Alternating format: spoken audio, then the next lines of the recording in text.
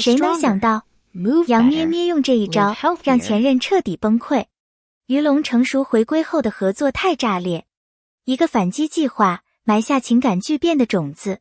谁能想到，杨咩咩这次的角色选择竟以一种近乎反套路的方式打开了故事的大门。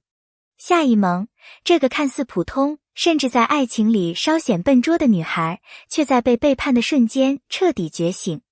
男友梁自成的出轨不仅砸碎了她的信任，更点燃了她心底深藏的倔强与自尊。她没有哭天抢地，没有沉溺过去，而是做出了一个几乎没人敢想、没人敢做的决定。接近那个伤害她的第三者的父亲，让前任彻底明白失去2个字到底有多痛。这是一场精心谋划的复仇，但也是他命运转折的开端。杨咩咩在这段表演中展现出一种罕见的沉稳与狠劲，让观众瞬间带入她的情绪。从委屈女孩到拿回人生主导权，夏一萌最初接近萧世秋的确带着目的，她要让梁自成看到，你以为没人要的女人会被另一个世界的男人珍惜到发光。杨咩咩用极其克制而真实的方式诠释了这种心境，外表平静，心里翻江倒海，嘴角依旧带笑，但那笑里藏着锋利。然而随着每一步深入，他的心态逐渐发生改变，不再被前任牵动情绪，不再为过去掉眼泪。他第一次把自我放在关系之前。这种成长不是突然发生的，而是被一次次挫折逼醒的。成熟稳重的大叔魅力被放大到极致。萧世秋由于龙饰演，他的出现让整个故事的情感层次瞬间厚重。他不是那种外表光鲜的标准男主角，但他骨子里透出的沉稳、宽容、看透人性的能力，让他在所有情绪风暴中都保持清醒。于是夏一萌在他身上第一次感觉到，不是被占有，而是被尊重。不是被要求改变，而是被理解原本的样子。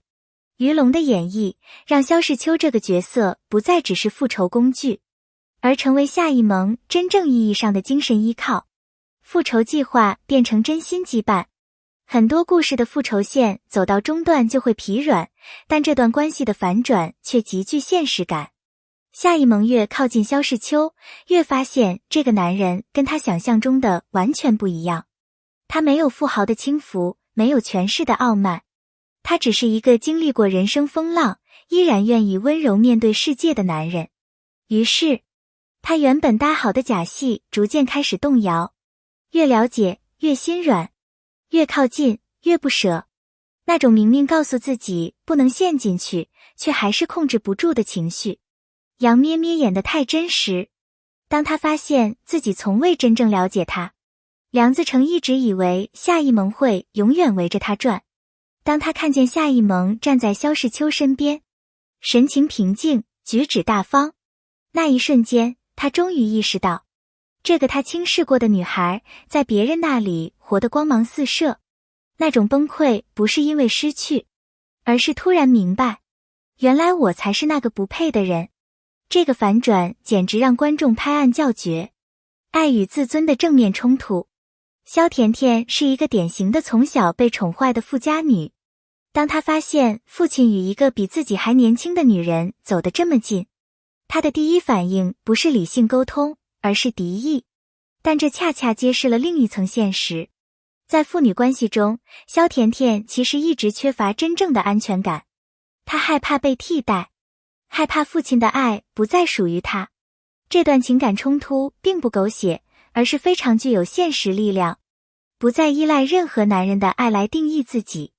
夏一萌的成长线堪称整部剧情的灵魂。她不再因为前任的否定而自卑，不再因为萧世秋的宠爱而迷失自我。她终于学会，我值得被爱，但那份爱不能替我做决定。她敢爱，也敢停下来重新审视自己。这种力量是许多现实生活中的女性都正在努力拥有的。成年人爱情的深度被凸显。萧世秋真正吸引夏一萌的地方，从来不是他的财富，而是他的态度。他不逼迫他，不审判他，不催促他做出选择。他像一个经历过大风大浪，却依然愿意温柔拥抱他人的大人。于龙把这种看似平静却极具力量的魅力发挥得淋漓尽致。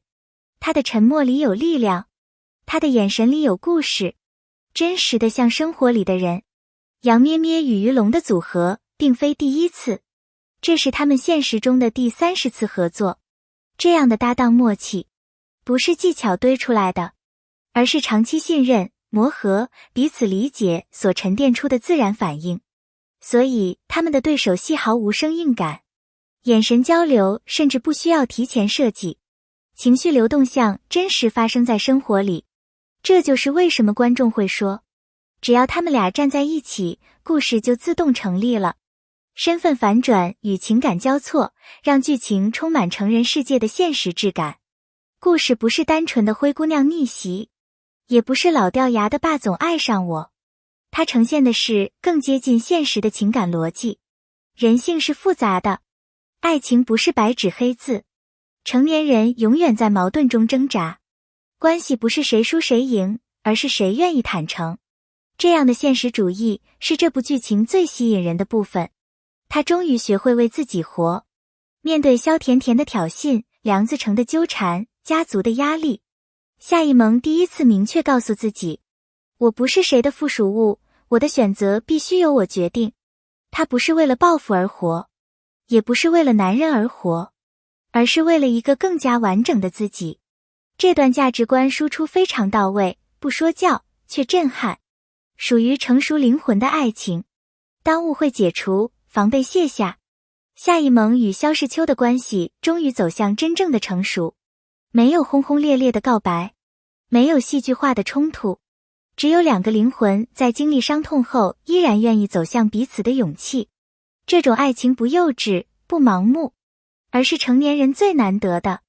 我知道你不是完美的，但我依然选择你。总结来看，这部剧情之所以令人无法移开视线，是因为它满足了3个点。复仇爽感足够强烈，却不失现实逻辑。爱情线成熟又动人，没有滤镜式的虚假浪漫。角色成长鲜明，让观众看到真实世界中的自己。杨咩咩用极强的代入感，让观众心疼夏一萌。于龙用成熟稳重，让萧世秋成为无数观众心中理想中的成年男性。这样的双向演绎，让这次合作再一次炸裂。感谢观看，欢迎留言分享你的看法。